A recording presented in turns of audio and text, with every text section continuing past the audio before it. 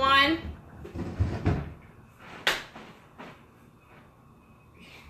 Am I in the frame? You see me clearly. You sure? Look good. I'm working the camera. Really? She said we was live. I mean, really. I know. Okay, look. This is Nuby. Somehow she got a message to be here. I don't know why, but Kym showed up. And I made it on time. Yeah. First time ever. Anyway, we're here with the phenomenal. All P words go. Pretty.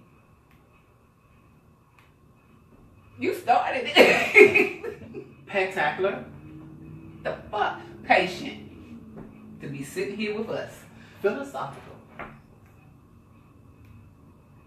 And the one and only. I'm phenomenal, bitches. I'm Shi-Queeta-Lee. Y'all gonna take all day to introduce me? Hell, I can introduce my damn self. I ain't gotta worry about y'all with all these damn keywords. Anyway. I'm pissed off that y'all ain't started. Now where are we gonna take part in this? Alright. So, Shi-Queeta's pissed. Kym is of no patience and can't show up on time. And you know, hey, I'm like Shi-Queeta, phenomenal. So, yeah, we're matching. Can you believe that? We're matching. Black and gray, black and gray. Ew, no man. Well, we just like his apartment walls, all different colors because I have on black and white. I don't know where the hell he see gray at. No, let me take this guy. That is black and white, boo. It might fade a little bit in the wash, but it's black and white. Okay, so this is Nuby. That's of course is Kym, and we're here with this lady. Anyway, Shi-Queeta-Lee. Anyway, look, it is a complete honor to have you here in our house. So Thank you so much for inviting me. Absolutely. We would not, you know, we were like so excited about you, and you saying yes had us like on cloud nine. Yeah. So we're So excited, much we're you happy. So I started. I mean, fucking colors. I mean, this is too confusing. It's like, look, can somebody just do it and I just walk in? But that won't happen. Look at it as being artistic. I ain't sold shit. Nobody's buying that shit. Nobody's buying it. So, anyway, look, we're here with Shi-Queeta, and we're gonna pick her brain, talk to her, find out what she got going on, what she's all about. For you guys that don't know who she is, those of you who are way outside the DMV area, or those of you that are just like totally clueless as to life. Because you cannot be in the DMV and not know who Shi-Queeta is. I don't think you could be in the world and not know who Shi-Queeta is. Right. I mean, everybody knows who she is. Absolutely. But for y'all that don't know, Before y'all get into this interview, I need y'all to get my name right. Ooh. It's Shi-Queeta, See, not I told Shi-Queeta. you. I told you. No. Hell no. See, I sent told you you a too. memo. Because when I heard you say Shi-Queeta first, I said, well, maybe I'm saying it wrong. Your No, ass got me I sitting told here you saying you it said it wrong, wrong. and then you said it wrong. Goddamn, And I went downstairs and let your ass sit down out. Shi-Queeta. I should have let said you the go whole out that goddamn damn window. That's what I should have did, because I would have had hit one your of the name. Shi-Quass. God damn it. I'm Spell gonna it. kick your Shi-Quass. SHI-QUEETA-LEE. Shi-Queeta. Shi-Queeta. So, Shi-Queeta. You said you called me something else. I want to hear you spell it. Shi-Queeta. No, not her name, but you called me. Oh, Shi-Quass? Yes. Oh, I'm gonna kick your Shi-Quass. We'll get on that later. She can't use it in a sentence. So I'm not afraid of her. Why would I be afraid of her? Wear glitter shoes on. Click 3 times. Get that out of here. But look. Okay, so Shi-Queeta. Yes. Look, see how you had to pause because you wasn't sure, but go ahead. Shit, I ain't talking about Go ahead. Talking about the paint over there wall. Shi-Queeta, because you know, but go ahead. Just go. Anyway. Because I knew how to say it. Go on. Yeah, whatever. Anyway, tell us about you. Where did all this begin? Where did this all start? This all started in 1998.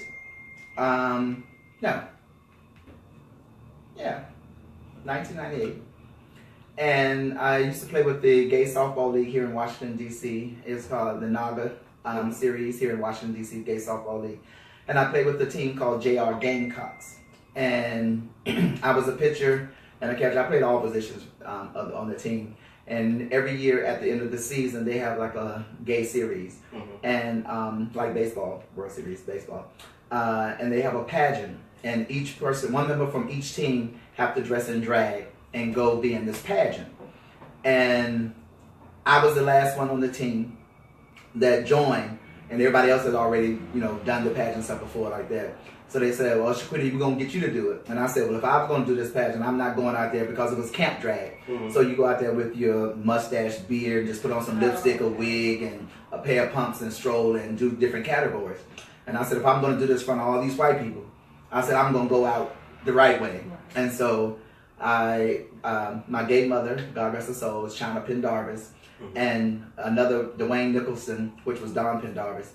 He had came over to help me get dressed, and he said, girl, what are you going with that makeup looking like that? And I was like, what are you talking about? I said, I look good, don't I? He said, He said, let me call my sister. And so he called China, and China, in the gay world, they always say the first person who paints you in drag will be your drag mother. Oh, okay. And so she painted me for the show, and I was like, oh my God, I'm looking all fabulous and stuff like that. I went, I did the competition, I won, I sung live. I did Whitney Houston, Your Love Is My Love. And I sung it live with 3 background singers. And I won, and I was like, you can get this much money just putting on a dress, a pair of pumps, and a wig for 3 to 4 minutes. I was like, hell, I can do this, and 20 years later, voila. And here you are. Yeah. Wow. Okay, so take us through getting started. Like when you have an event, what's your thing? Because you do it depends on what type of event, because it's all everything. Yeah, right. So you do your own, like serious, you guys. If you have never seen a Shi-Queeta-Lee show, you have got to see it. You do your own. You put everything together. I mean, you did Wizard of Oz. You did Color Purple. You were on production. Dreamgirls. You had a serious production. All through high school and stuff, growing up, I was always in school theater and musicals and stuff like that. And then when I came here to DC, I came here when I did the Metro Talent Search, which was like a star search here in DC, and I placed 3rd place in it. And so after that, I did on and off Broadway, and I did the cruise ship thing. I worked for Planet Hollywood, so I was always all around celebrities and things. And so I always wanted to put on and create my own productions. And so I used to do a talent show, and believe it or not, it was at my first talent show that I did here in DC was 1987, I think it was.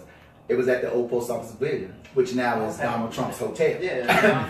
And so I did the talent show there, and I got local talent and stuff to get together. We put together a showcase, and now I'm still doing it after doing it from back in '87. And how I do it is I lay in bed at night, and I just think of crazy shit that I could do on stage and stuff like that. And before I got to doing drag, I was doing regular theater, and I used to work for the Miss USA and Miss Teen USA pageant circuit. So I helped teach the girls and knew all about the backstage pageantry and stuff like that. So when I got in drag, I didn't just do drag performance like most drag queens start out doing drag. I only did pageants because that's where the money was. Right. And so I did that. I got over 16 titles under my belt in doing that. And now I don't do it no more because I don't feel like spending $2,000 or $3,000 on gowns and getting everything together for somebody who's not qualified to judge me and beat me with a pen. Yeah, right. I know that's right. And so I left all that, so I started, it was a club here in DC on 15th and U Street, the Cartavez. And so I started doing shows there, just regular drag shows. And so I was like, my chance to do a dinner theater. So it was a restaurant, and I changed the restaurant into a dinner theater, and our first production we did was The Color Purple Twisted. And so what I did was cut half of the restaurant, put all the tables and chairs on that side, the people come sit and looked at the opposite side of the room, and I built a stage. And so I like to take plays like The Color Purple, The Wizard of Oz, stuff like that, and change it around. And what made it unique was we lip synced the whole production, and I had the men play the women roles and the women play the men roles. And so that's what made it unique. And then people started coming into it and started enjoying it, something like this. So how did you think about that? How did you do that? And I would take the movies and I would take songs that was popular on the radio and I combined them in with the movie. And I'm like, that song don't go with that movie. But when they listen to it, they're like, well, how did you figure out that? I'm like, I don't know.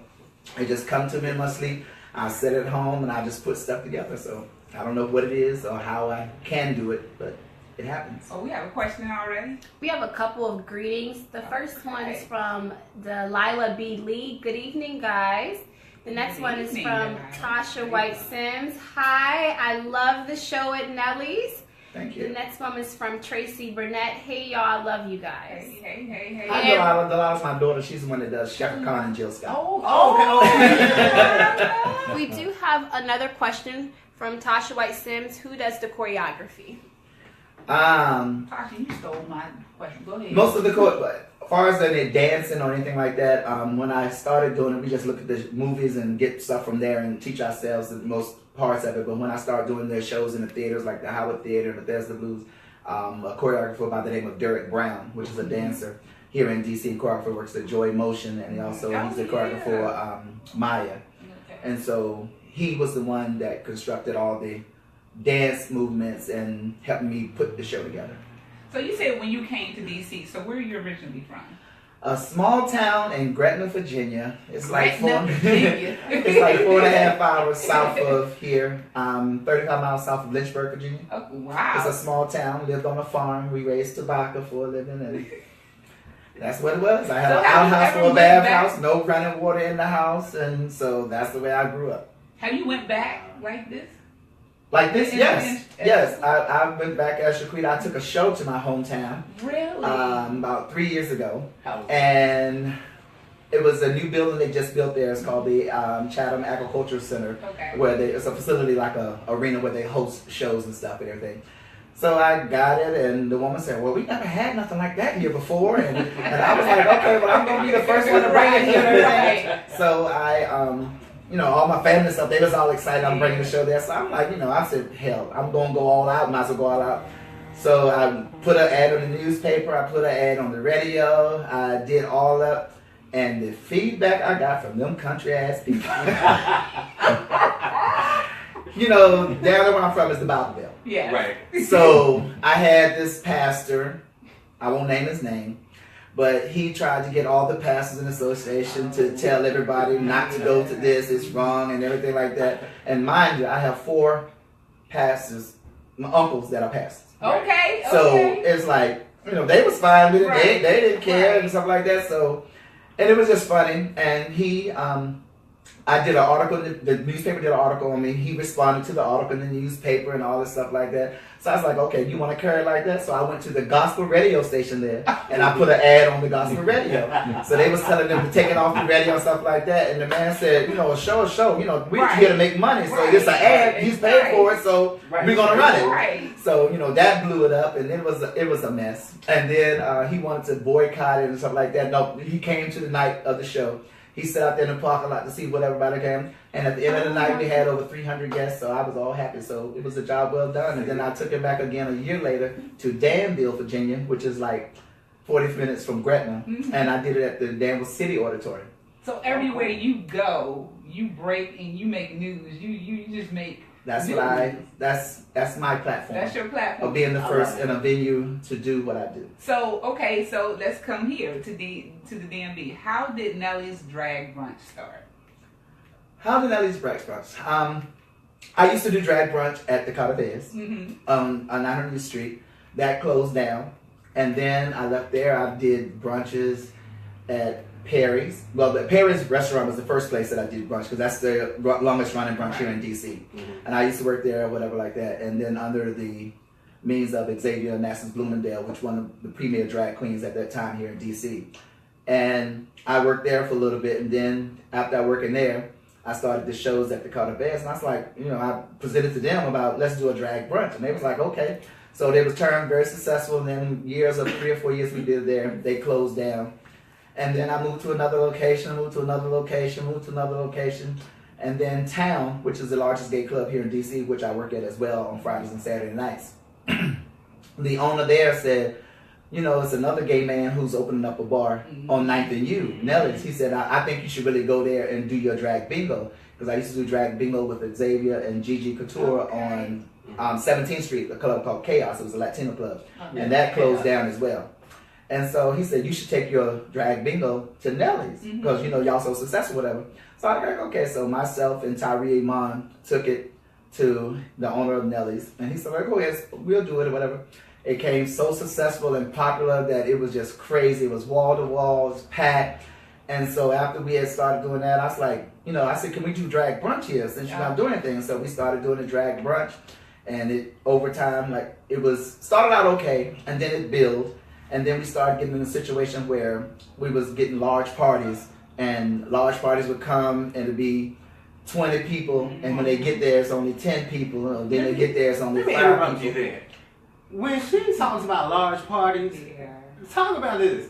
You can't even get in. You can't. But she It's comes like out. a month in advance. She comes out into the street and like shuts traffic down. Literally, yes. Literally shut traffic down, Yes. then goes back inside and enjoy the festivities. And you have to book it like so many months in advance. Because I remember when I was trying to take my daughter when she came home from school for her birthday. I was like, well, I can't do it for your birthday because it's like booked like 2 months later. So that's how popular you are. And you did You that. are like not. It's a small venue. We only seat 100 people at a time, and a lot of people always say you need something bigger and stuff like that. But if you get it bigger, then you got to try to fill it up. So But you if will. If you keep it small and quaint, because we gays and we like everything tight. So it gives people like the motivation of, what is going on? What is so popular about this place? Everybody got to get in some months advance, and then to get there, this is a small space. But it's better that way. We do over 400 guests a weekend, and I can't say anything but thank you to my fans and friends. You got a question? We have 2 questions. The first one, I believe you answered this, but the first one is Nellie's the only location we can see you perform in a DMV area? And the second question is, will we ever see you on RuPaul's Drag Race? Okay, the answer to your first question is yes, I perform all throughout the metropolitan area. I host shows here at Nellie's Sports Bar. I'm at Town Dance Boutique on Friday and Saturday nights when I'm not there. We're in Winchester, Virginia. We have a tour season out there in Winchester. We do a show every other month. We at the Martini's restaurant in White Plains, Maryland. We are there once a month. We're in Baltimore at the Champagne Ballroom. Shout out to Nestle at the Champagne Ballroom. We do a show there quite often. We are at Joppa Firehouse. We was just there this past Sunday. Saturday at the Joppa Firehouse, and that's Shannon Washington, which she hosts a show, Crystal for a Cure, which we help raise fundraising for money for that. And wherever I can go, that's where I do shows.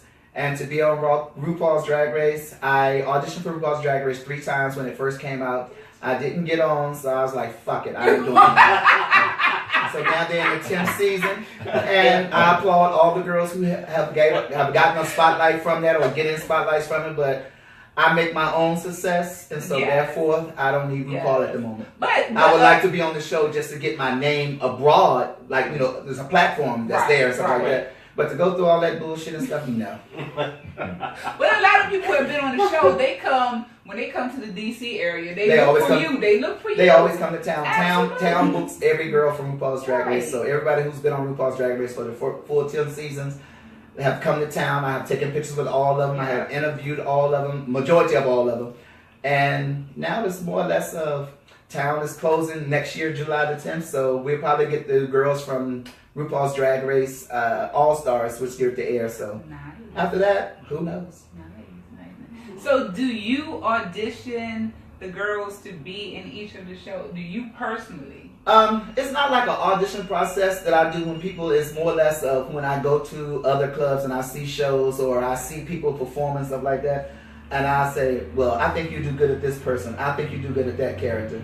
And that's how I mainly go about doing it. But as far as putting something out there, auditioning and stuff like that, I've done it several times. I've reached out to other girls. I even had Shi-Queeta-Lee makeup class, 101 classes with girls, and it just sometimes it don't add up or iron out.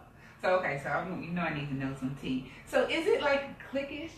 Yes. Is it? The drag world is cliquish. The gay community is cliquish. You straight? Yes.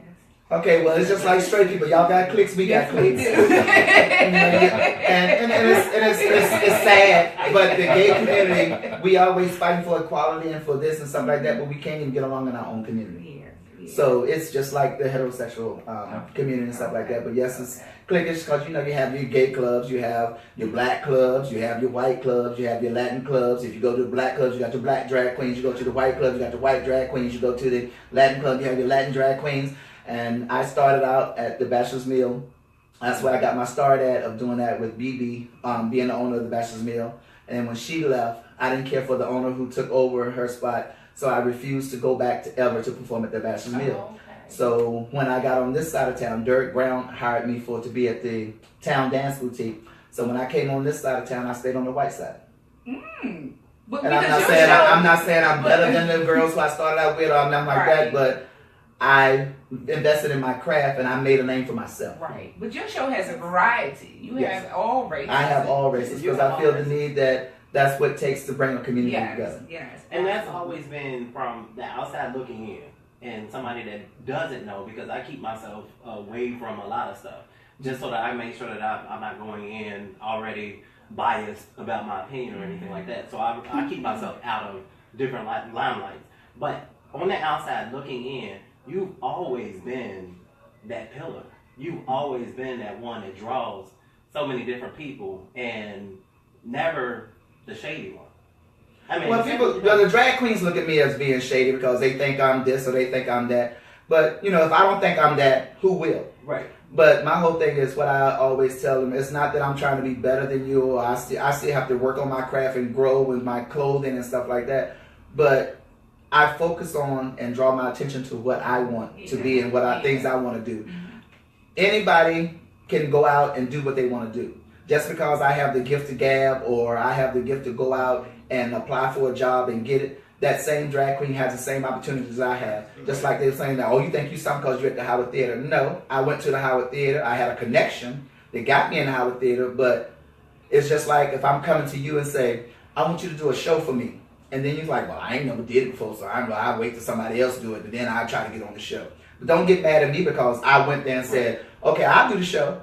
And then I'll pick who I want to pick to be on my show. Don't get mad with me because you had that same opportunity that I had. Right. And not only that, you do the work.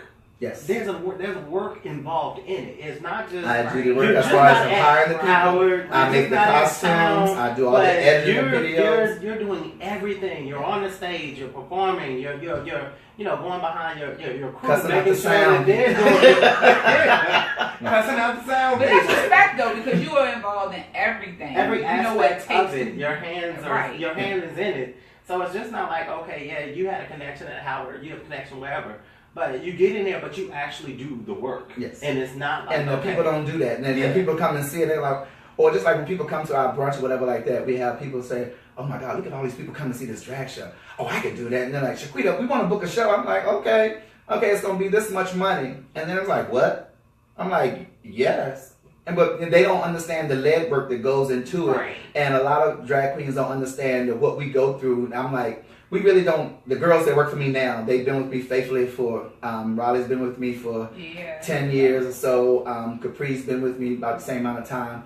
And the young ones in the group is Delilah, Marcus, and Kabuki. And I'm telling them that you guys should be blessed. Because when I started out doing drag, I was begging to be on the show. I didn't get paid to be on the show. I had to do cameos, and I would be first on the show or last on the show. Everybody done gave out all the tips and the money, and I done spent $40, $60 on my outfit, and I get there and I ain't make $40, $50, and I'm like, well, ain't this a bitch? Right. And I said, y'all coming into this drag career, getting a check, getting your clothes made. You ain't spending nothing. You're taking things. You're getting a booking. You're not out looking for a booking. So you should take this as an honor to be a part of the production. Right. And a lot of people don't see that more, especially like the new drag queens and stuff that's coming out. They look at us and say, oh, girl, we better than that. We can do this. We can do that. And then once you get them on the thing and say, this is what you have to do, they're like, oh, girl, I ain't know that. Right. Well, see, I think this generation anyway is a microwave generation. They want things so quick. They don't, all the work that you went through, I mean, and for them to be here, they don't see that. They just want to get right into it. Yeah, so you pretty much. Because to be where I'm at today, I sold my ass right out here on this street, right here where you live on. Oh, wait a minute. Just on the back street. That's what made me be what I am today. Okay. Well, because I normally go right up to K. Well, you pick up your trick on K and you bring them on I to take a service. No, I'm random. I'm like, follow me. I'll pass around real fast, and they follow me. Always 2 houses behind though. We have a question. Yes, we have a couple of comments and a question. I'll do the comments first. Felicia West said, yes, Shi-Queeta-Lee, I see you, boo. The next one is the next one is No Filter. I was with you when you did your first drag show. Yes. The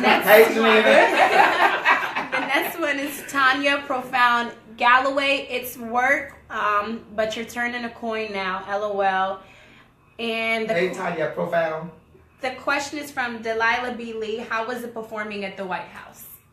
Yes. Yeah, that was another historical moment. The White House I mean, and the Kennedy Center. she keeps So making this is- history. Well, I made history in several places, but we Yeah. are asking the first question as far as the White House. The White House was this transgender woman named Lourdes. She had contacted me and said, Shi-Queeta, we're having the LBGT transgender briefing at the White House, and we need some entertainment. And because you have done so much for Casa Ruby, which is an organization which is dear to me, a LBGT youth center here in DC, she said, you have done so much for the community. We would like for you to be one of the participants in performing at the reception. There were other performers there as well at the reception and also at the briefing. The transgender girls who performed at the briefing, but I performed at the reception. And so I got a lot of hate and feedback from the transgender community and people being nasty and they always say never read your comments. But, I had to read a couple of them and answer them because, who I am. But Barack Obama and Michelle wasn't there. They came the year before that. They did come to it, but they didn't come this year because they had that's when Barack had went overseas for something was going on with the military or whatever. And so, but he did a televised thing and sent it back in, to the briefing that night. And I met some wonderful people that night in the transgender community. And I performed Tina Turner, Proud Mary, and I woke up the next morning and had posted the video, and it went viral. Yes. And Yes. it was like all these countries and stuff was like making posts and blogs about it and stuff like that. So I'm like, yes, I made history as far as to my knowledge or anybody's knowledge that I am the first drag queen to perform at the White House. Yes, you are. And first drag queen to perform at the Howard Theater since the 1960s, because it used to be the Jewel Box Review there, and I tried to recreate that a little bit and bring it back to the Howard, because the Jewel Box Review back in the 60s was a show with all men and one woman, and so all the men was drag queens and one woman was a man. So look, we joke about it, but you are very humble about all the steps that you have made and historical things that you've done. So how do you remain humble?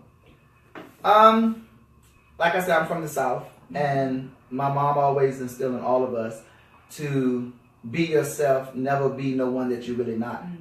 And but doing drag, I'm somebody I'm really not. Doing drag, I'm somebody I'm really not. But no, it's just my upbringing. Okay. And I done worked around a lot of celebrities. I was on tour with a lot of celebrities and stuff like that. And I used to be all hyped when I used to meet celebrities, but then as the years went on and progress on, I looked at them, I'm like, well, they ain't no different than I am. They get up, they wash their ass like I do, put on their clothes and go out. The only thing that's different between me and that celebrity is their income. Yeah. Right. Yeah. And if I wish I could make it one day, I'd be the same way. You are making it. I ain't making it because I got to pay all these other hoes to be on the show, man. If it was coming directly to me, yes, I can say I'd be making it. Anyway, so the Kennedy Center. Kennedy So the I know the White House was a big deal for you. Mm-hmm. Going to the Kennedy Center, how big was that for you? The Kennedy Center was a mind blower. It was funny how it happened because Delilah and Raleigh, a woman approached them on Facebook or social media or something like that, or their email or something, asking them and said, we want to do a drag show for Kinky Boots. They was having a closing party for Kinky Boots. Yeah. And they just kept hitting them up, and Raleigh don't never answer no emails or nothing like that. And Delilah, her mind just goes, and then she said, "Oh, Mother Lee, I didn't know, I forgot." So the woman reached out to me, and she said, "Well, I've been hitting up these two people, but they haven't given me back, and we really need an answer to host the show and stuff like that." I was like, "Okay," and so I got in touch with her, and she said, "We'll be doing the closing party for Kinky Boots for the cast." And it's like 400 donors that's coming to the party. We want to put on a drag show. We think that'll be fun for them. So I was like, okay. So we did it. I invited, it was myself, Alley Cat Blue, who did Patti LaBelle, Porson Sinclair did Liza Minnelli, Delilah did Shaka Khan, Marcus did Marvin Gaye, and I think it was, and I did Tina Turner and Diana Ross, and they fell in love with the show. And so another lady who's a friend of Delilah's, she hit me up on Facebook and she was like, y'all should really come and do a show at the Millennium Stage. And I was like, well, always wanted to do a show at the Millennium Stage ever since I saw Frenchie Davis do her show. We went there and did a show. And she said, yeah, girl. She said, they can book you or whatever. So I kept reaching out, and I got the information of the woman to contact, and I kept contacting her, and no answer. And I told the lady who was helping me out, she was like, "Have they talked to you?" And I said, "No, there's nobody coming back." She said, "Well, I'm gonna get on it." And so she said, "I think they're gonna book you." And I was like, "Okay, whatever." So they booked me for the show, and then 3 weeks before the show was gonna air, she says, "We got to move you because we having the 100th anniversary of Kennedy or whatever, John F. Kennedy's anniversary, whatever. And I don't think your show would be a good fit for what we're doing." And I was like, okay. She said, "Pick another date." And so she gave me 3 more options. And so I picked that option. She said, "Well, I don't think that." I'm like, "Okay, lady, well, what is going on? Do you want the show or you don't want the show?" And I think there's more or less that they was like skeptical of, of that type of show in their main hallway or whatever. And didn't know if it was going to be tasteful or not or whatever like that. And so I kept on talking to her and she said, like, "Okay, I'm going to give y'all this date." We gave us a date. And we made history not only of being the first drag show hosted of a drag show at the Millennium Stage, but we made history as well as being the most attendance at a show at the Millennium Stage. Good God. And the Millennium Stage, I mean, people go because there's so many different styles. It was people from the stage all the way back, because the hallway's long, from that stage all the way back to the other Millennium Stage. Because they have 2 Millennium Stages. And they was like, if we knew it was going to be this big of a turnout, we would have put the video screens on the other end. And then it was people up on the balcony at the concert hall looking down and stuff like that. It was amazing. Right. So, again, Kenny Center, if you're watching, now you know.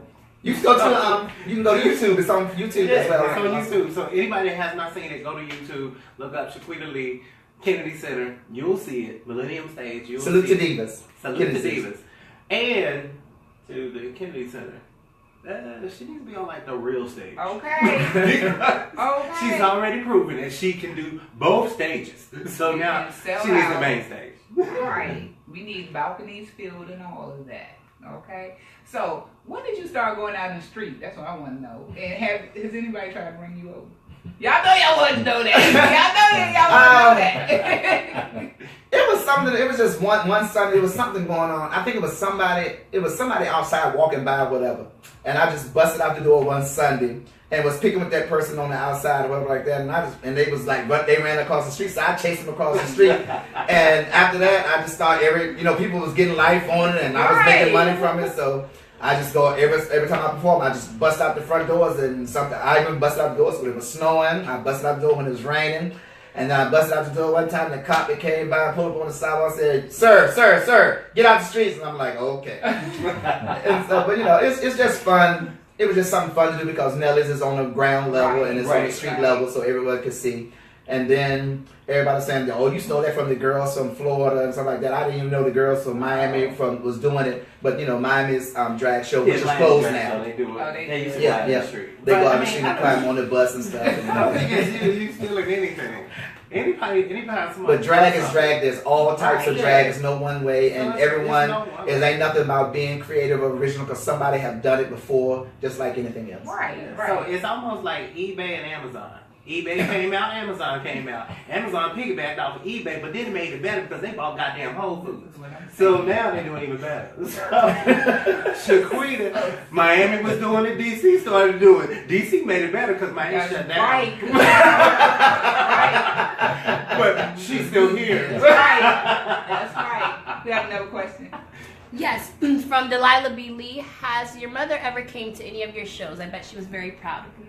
Yes, my mother used to attend a lot of my shows, and more especially my birthday parties. Every year I do a big birthday bash, and my mom used to come up with my sisters, come up for the birthday shows and stuff like that, and all my productions and stuff back in the day. So I used to drive her up and come to my shows. So yes, she has been to my shows. Okay. Speaking about birthday bash. Yes, the bitch turned 53, and I look good. Don't look I'm turning 47. So November 3rd is my birthday. I do turn November the 9th 47. is my birthday, and I'll be 53. And so, but let's talk about 7 months of November my 12th. Okay, so November 12th, there is a big party. Yes, November 12th at Town Dance Boutique. It's 2009 8th Street on 8th and U Street Northwest at 6 o'clock to 10 o'clock. I'm hosting my 53rd birthday bash. Light hors d'oeuvres, fashion show, entertainment, some of DC's finest, and some special guests appearing. And also it's a fundraiser for Casa Ruby. Oh, I'm going to be there. I'm going to be there. So Get your tickets on eventbrite.com. yes, Shi-Queeta-Lee's 53rd birthday. eventbrite.com. Get your tickets. is there a dress? Yes, it's an orange party, so wear something orange. A hint of orange, of all orange. Come as the Great Pumpkin, Charlie Brown, because the orange is the new Oh, black. come as the great pumpkin. Do it. She's trying to read me. Do me a favor. You already got half of the outfit. So anyway, what we were saying about Shi-Queeta's party. I know it's your birthday. I know, you're not going to do nothing on that day but be adored and be, That's a damn lie. I know, because I run up the door, I work the tickets, because ain't nobody mess with the money. Okay. And I get the show together, I get all the lineups and the music together. I even host my own show. Dominic, can you go in my room and get that credit card? It's the gold and I just want to pay you now to beat her face. Beat her. Well, I have somebody who can do that for you. His name is Bowtie Artistry, Okay. and he does a wonderful job. He will Okay. hook you up. You'll be Thank looking you. fabulous. You said And both you. sides? Bow tie. And you, babe. And you. Ain't nothing wrong with bow ties. I got bow ties. You got both sides? Yes. I ain't gonna tell you where I got it, but I got bow ties. Wait a minute. Face don't frown at 50. I'm mad. And you can tell. You can tell. That's a good one. You're learning. You're learning. Okay. We have another question. Well, they're actually answering it. Will there be Hennessy at the birthday party? Yeah, you pay for it. It's cash bomb. I know they had to been Delilah. And we have a And guys, you must come to the birthday party because Yeah, Delilah, you gotta she's come. my daughter. She's the one that does Jill Scott and Shaka Khan. She's responsible. She's gonna do my candy table. So if you was a sweet tooth and you ain't got all your teeth like I don't have all mine, but anybody else who have all your teeth, you can come to the party and have a great time. She's gonna do the candy table. All right, cool. So the candy table's gonna And the cupcake's gonna be by what is it? Sweet. I can't think of it. Sweetest. Don't kill me. Don't kill me, Harold. No, don't kill. Sweet something. Okay, But the cupcakes are always lovely. All right, so the cupcake's gonna be good. We're gonna be there. I know I'm gonna be there. You're gonna be there. I'm gonna be there. Tickets are only $10, guys. Come on out there. Oh Donate. my All the ticket sales goodness, the tickets goes need to to be Casa sold Ruby, out. which is a LBGT youth center located here We in love Washington, that. D.C. on Georgia Avenue. So And the you're funds will doing be raised for the hypothermia bed shelter for the winter. You're throwing a party. Yes. You're charging tickets for the party, Yes. and you're donating. To Casa Ruby. We love that. We love See, that. that's what we love. We love That's what we that. love. It's not all about making a dollar. It is about making a dollar because everybody got to survive. But when you have a heart to give back to someone else, when it's in your hand to do so, I think that's where the biggest blessing of all comes from, and that's where God blesses you. The universe opens up to to make sure that you're giving back 100-fold or 1,000-fold, whatever you gave. Then the universe will give you back. So if you guys look, even if you can't come to the party, buy a ticket.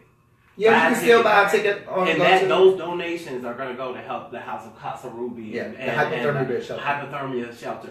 So you're actually, giving to a worthy cause. So even if you can't make the party, if you can't make it, just let me know. I'll turn one up for you on your behalf because you're not going to be there.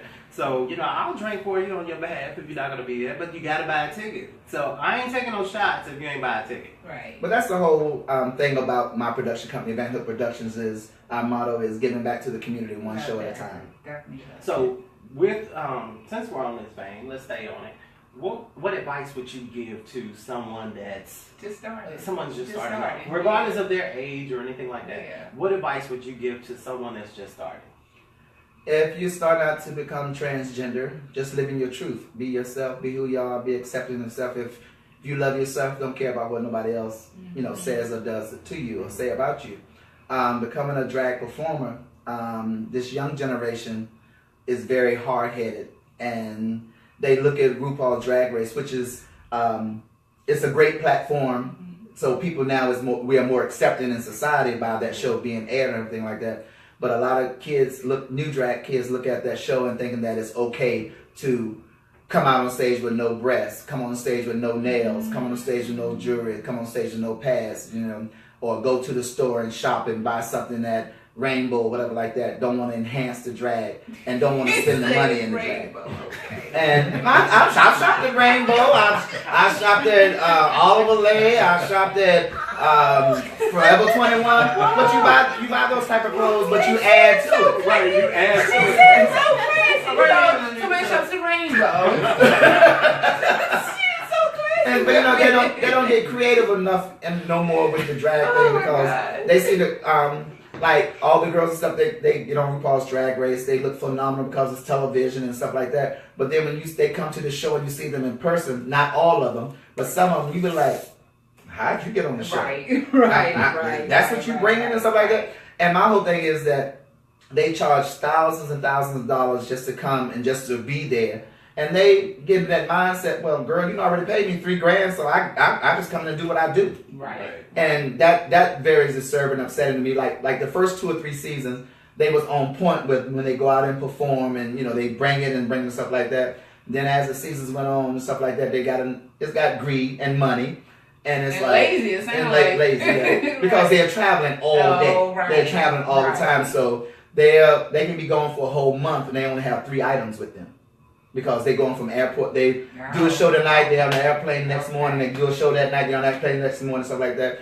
But still, though, you want to represent yourself in the best way. Yes. Mm-hmm. Yes. And there have been some to come to town, and I'm like, really? They paying, and we get our set pay of what we get, but then you look at them getting all this money, and they ain't no better than we are. Right. So it's all different types of drag, and that's what society has to deal with. Yeah. But I give them Godspeed for being on the show. And making that coin. I know that's right. Because you're doing it. We have a couple of questions.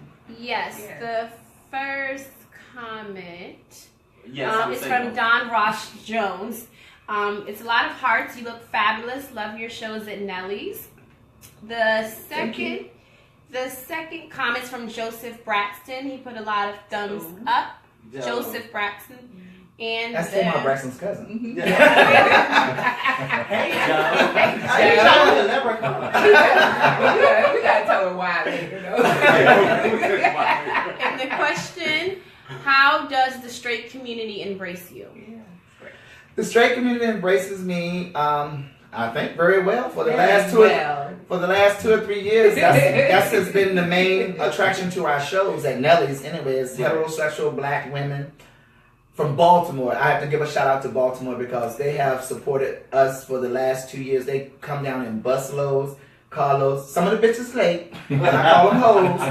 But they come late, and the traffic and stuff like that. Like, I'm not speaking on no one in particular, but this hoe right here, she came to brunch, and I let her ass have it because she was late, just like she was late for this interview tonight. Yeah, but the heterosexual community right now so far has been very accepting, and I get a thrill of excitement when they come, and it's like, well, I've never been to nothing like this before, but I had a blast. I had an amazing time. My daughter bought me, and I won't come, or the Christian people that come, like, I ain't gonna take no pictures because I don't want nobody in my church to see me that I was here and stuff like that. But I had a great time. But I just love entertaining. I'm ready to step down and do more of a managing and all that kind of stuff with the drag with the younger kids and stuff. But it's a girl getting old, arthritis and stuff in the knees and everything like that. Well, I can't speak for all of the straight community, but every time I've gone, the first time I went, I felt like you all were family. Because y'all made us feel like it's like we're going to put everything down and we're going to treat you. We're going to cuss you out today. We're going to cuss you out, whatever. We felt like family. And so we embrace you. And that's why I think people keep coming back. Because you embrace everybody. And another thing that makes it different and unique why people like it so much is because we're actually waiting on the tables. Like, because you're up close and personal with each one of us. And it shows the heterosexual community that all gay people or all transgender people are not what you perceive them to be. Correct. A lot of people think just because we put on a dress and stuff that we are prostituting or we doing this or we doing that or after somebody's man and stuff like that. But then when they come to brunch and they see us working as normal people, they look at this one woman, she's like, I would never come to nothing gay, nothing like that, or indulge in anything like this. But to see you guys work and have fun and enjoy what you do, she said this was amazing. And that just, it warms my heart. And, just coming from somebody who never experienced it before. And we get a lot of people who come say, my son was gay or my daughter was gay. And by being with you guys and seeing how real and comfortable y'all are and people are around y'all, I'm going home to tell my child that I love them and I'm going to say, so we get all them type of stories from different people and stuff like that. So that's a good feeling as well. You had another question? Oh, That was yes. But I do have another question and comment. The first one from Joseph Braxton. Remember, you're on a diet, newbie. Why you laugh?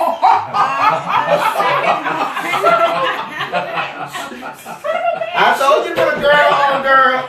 You see that thing is holding me in. And you wore black cause no highs on. Goddamn Braxton. Braxton's family value. To the Braxtons! Damn it!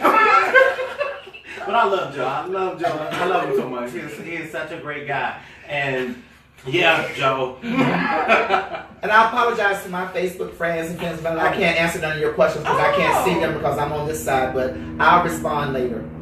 The next question is, what is your next major venture? Will you be doing a documentary of your life? Starting to work on a documentary of my life as far as movie-wise, and I'm also in the transition of trying to write a book as well. Because I've done so much. I want to talk about how I got started, why I did this, when I used to prostitute, and yes, I was a working girl, still a working girl from time to time. Talk about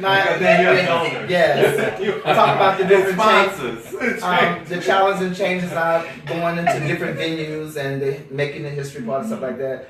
And our legacy in DC needs to be told as far as on the drag side, more especially on the black drag circuit here in DC. So you want to be transparent. You want to be really that transparent. Yes, and I want to talk to the drag queens that's still living, who hadn't paved the way for me to be where I'm at today, to let the younger drag queens know that this how rough it was to do drag in DC. Now you can walk out your house with a dress and wig on, people pay you no mind. Right. But when I was coming out, you walked out the door with a dress and wig on, you got bashed. Right. So how did you get through that though? I mean, the way I got through it was I didn't come out my front door in drag. I went to if I was performing, I went to the club, I got in drag. When I finished performing, I got out of drag and came back home. So nobody in my neighborhood knew that I was a drag queen or I dressed in women's clothing. And if I did my calling, I dressed in my home, they came to my home. Right. So I didn't, nobody still outside didn't know that I was a drag queen. And still today, if you was to come to Town Dance Boutique, where I perform on Nelly's, and you see me in drag performing and stuff like that, everybody say, oh my God, Shi-Queeta. I can go take it all off, walk back through the crowd. I'll speak to you and they're like, hey, who you? Right. And people don't know. That's how well I do my illusion. So the first, now I gotta ask another question. So the first time you walked out in the street in drag, were you nervous? Scared shitless. Yeah. More especially working the street, 5th and K. Yeah. Oh gosh. I do know where it is. It was more or less, it was a nervous feeling, wonder what people would say and stuff like that. That's why today I applaud the girls who are transgender and who are living in their truth and being able to, like nowadays, if they want to be transgender, they can walk out their front door and ain't nobody think no more about them, ain't nobody saying nothing about them. Right. But back in the day, you couldn't do all that. And the ones who did do that, they paved the way for the girls to do it, but they don't know about them girls who did it because the story has never been told. Yeah.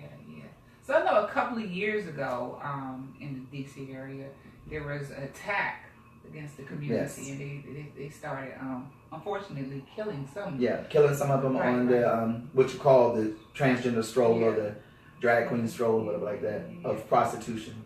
How did that affect you? And did you? It didn't affect me too much because I wasn't the girl that walked the street. Right. I had a car. Okay, So right. I really didn't face what other girls who didn't have transportation or cars, or people driving by, the young kids throwing eggs, egging them down, and all that kind of crazy stuff.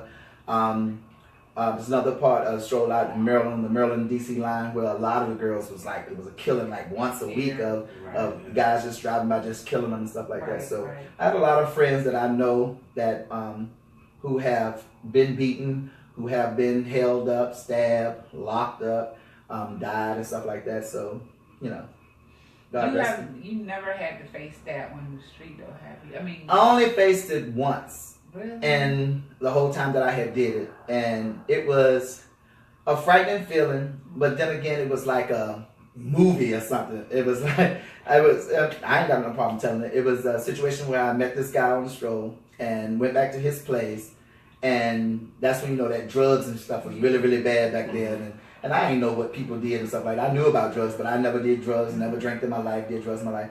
And he was on that PCP or whatever it was, like, and then we did what we had to do, and I went in the bathroom to freshen up. I said, okay, I'm ready to go back.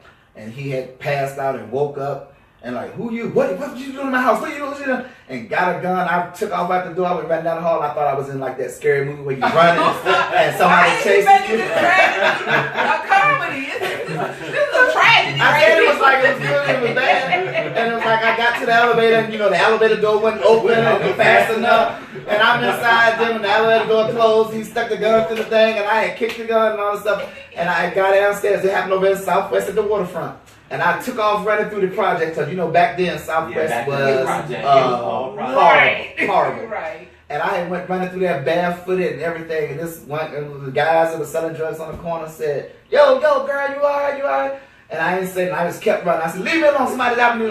And then this other guy, he said, "I understand what you're going through." He said, "Baby girl, I'll give you a ride back downtown." He gave me a ride back downtown, and that was the only close encounter I've ever had with someone doing that. Thank you for being. I want to laugh because I know that it was but fun. you made it so daggone funny. I'm sorry. Here's another question. I'm sorry. Do you consider yourself a role model? I consider her. For some, yes. But it depends on what they're looking at me as far as a role model. As far as a role model being a drag performer or a go-getter, yes. I don't mind telling nobody the secrets of drag or how to get into drag, anything like that. So I'm a role model in that sense. As far as living my life on a day-to-day, I'm a male Monday through Friday. So if they want to be a role model with that, then more than welcome. All right, because the women love me, the men love me. I'm a star, baby. Everyone, including Joe Braxton. Yes, Joe, I'm taking another swing. And watch me fill it up when it gets in. God damn it. That really hurt me to the core. You're not sorry, it happened. Okay, so if you, 12-year-old Shi-Queeta is looking at you now, what advice would the 12-year-old you have for you? And what advice would you have for the 12-year-old you?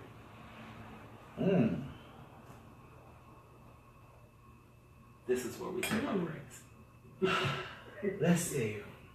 What would I say to the 12-year-old, or what would I think of the 12-year-old? What would you say to the 12-year-old? If I could relive my life all the way.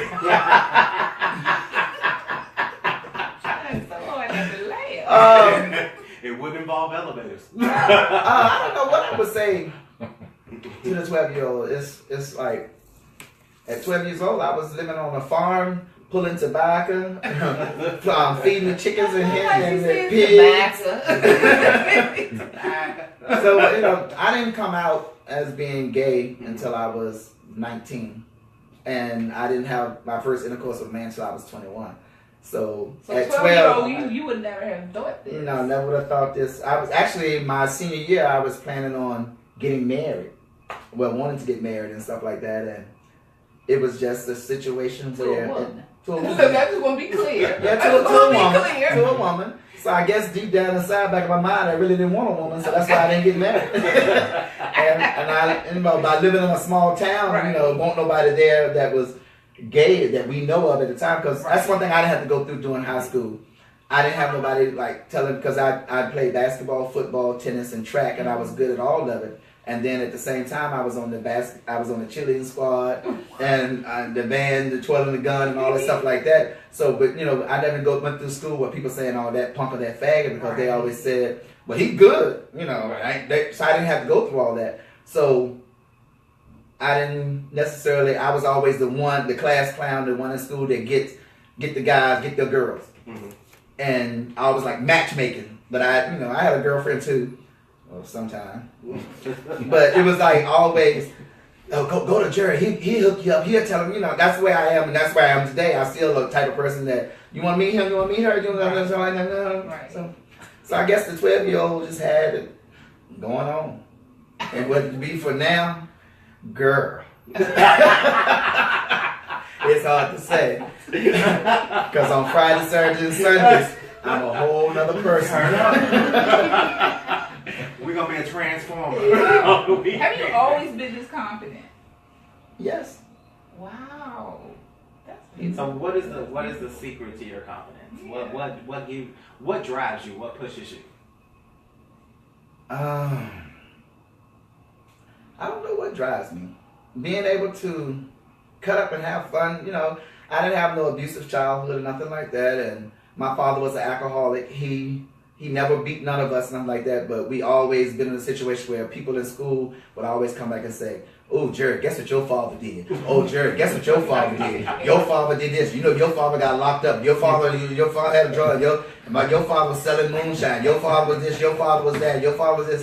So I went through all of that. So, you know, that was more of abuse than nothing else. Yeah. And so that was the one reason why I never drank or did drugs. And then during upon graduation of my best friend and stuff was killed in a car wreck. And that was another reason why I never did drink enough like that. And the only part I ever took part in alcoholic beverage was me and my cousins was on the basketball court playing basketball one day, and it was hot. And I said, "Somebody give me some water." And they said, "The water right there by the tree." And so it was a jug, and I turned it up, and it was moonshine. I'm about to say, wow. we were over moonshine. That's a different And it burnt me so bad. And I never had to drink alcohol. So that's cool. So parents, if you don't want your kids to drink, if you don't want your kids to drink, they're gonna do drag.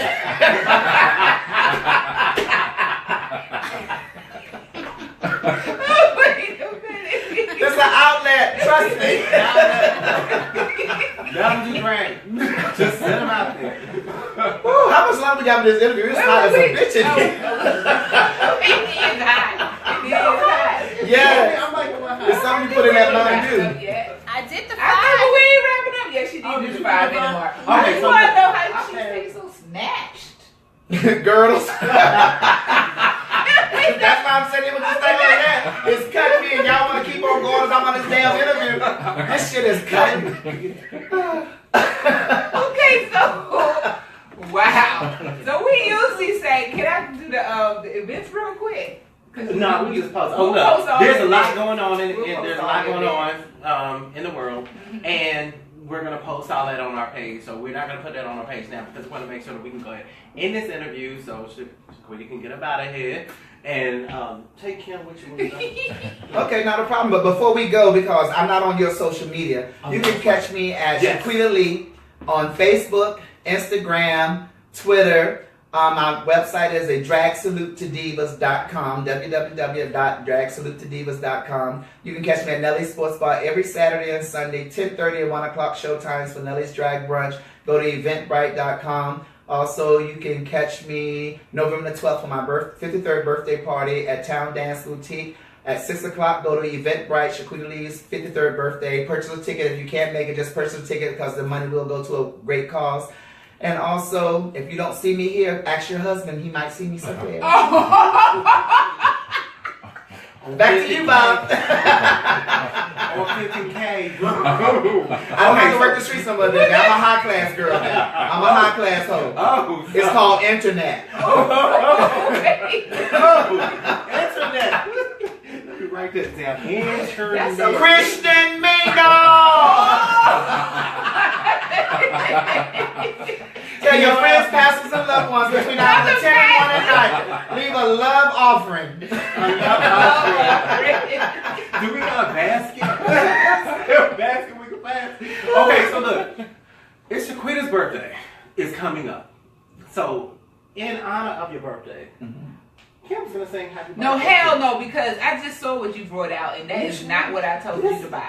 What the hell is that? That's sad little cupcake. What in the hell? I did not tell him to buy We're gonna say that. happy birthday. Hell no with that. No. Girl, it's alright. It's from Giant. It's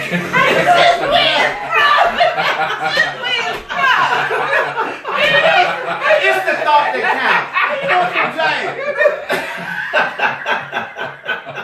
It's from one of our sponsors. They're 2 blocks down the street. I'm walking for. counts. Why you didn't go to Whole Foods? That was only a block away.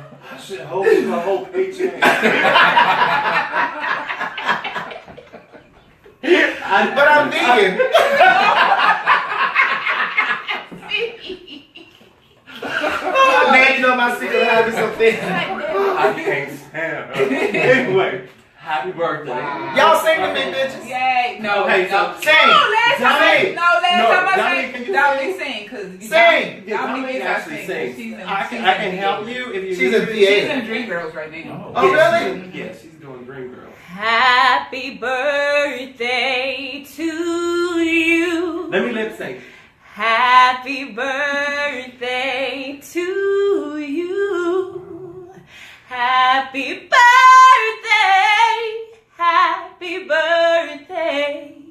Happy birthday to you. Thank you, baby.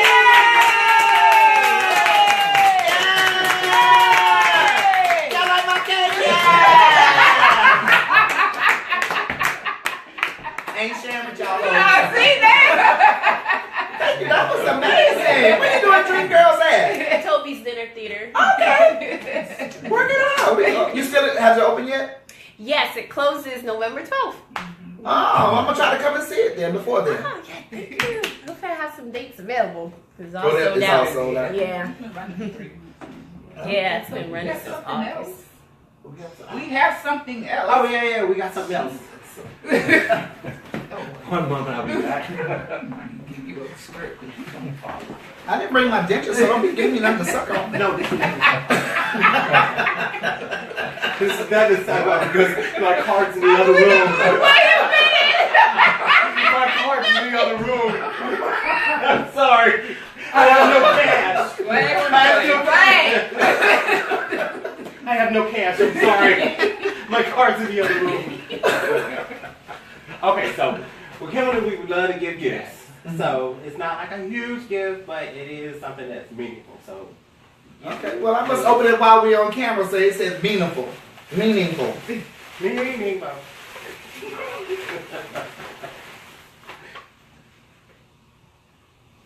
Does it smell nice? Smell like ass. Oh my God! He